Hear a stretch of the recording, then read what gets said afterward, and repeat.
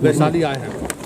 तो यहाँ का तो हम आपको पता ही है, इसका शिलान्यास कर चुके हैं और इसके बारे में जो निर्णय लिया गया वो पहले ही निर्णय गया। बुद्ध सम्यक दर्शन संग्रहालय और उसके बाद यहाँ स्मृति स्तूप का अब वो रखा हुआ अभी तक है पटना म्यूजियम।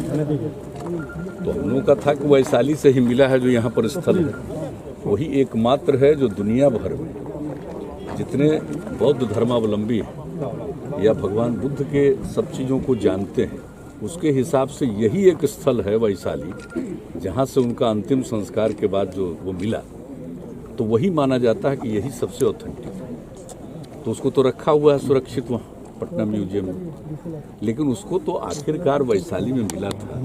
तो यहाँ पर वैशाली में और जो ये बनाया जा रहा है स्मृति स्तूप, ये तो पत्थर से बनाया जा रहा है ताकि वो बिल्कुल, इसके बारे में हम तो विस्तृत बता चुके हैं पिछले वर्ष जब इसका शिलान्यास करने के लिए हम आए थे, उस कार्यक्रम में ही सब चीज़ों के बारे में बता चुके हैं। लेकिन वो होगा जो पत्थर से सब कुछ बनेगा, इसका मतलब कि वो बहुत दिनों तक के लिए वो कायम रहेगा।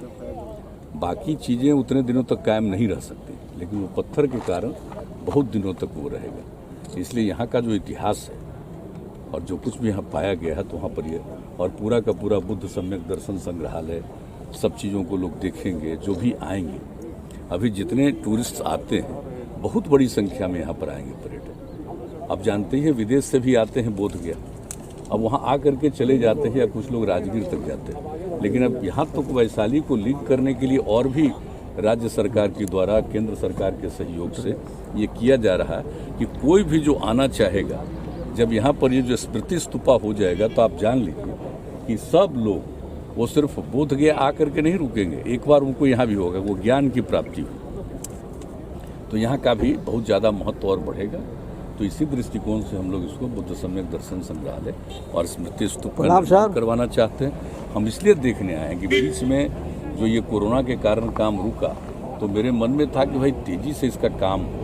हम कल ही आना चाहते थे, लेकिन किसी कारण से आज हमने देखा कि भाई हम जा कर के देख लेंगे। तो अब जो भी बातचीत हो गई है अधिकारियों के साथ, तो इसको इन लोगों ने आश्वस्त किया है कि नहीं, अगले वर्ष के अंत तक जरूर हम लोग इस पूरे सब काम को कर देंगे, तो बहुत अच्छा होगा। तो फिर पर्यटन का केंद्र, और तब तक इस बीच में तो आप जानते ही हैं जो कुछ भी आया है अब कोविड का, तो अब उसके लिए तो आप जान ही रहे हैं कि वैक्सीन का हो रहा है। तो अगले कुछ महीनों के अंदर तो फिर इससे मुक्ति मिलेगी, तो उसके बाद तो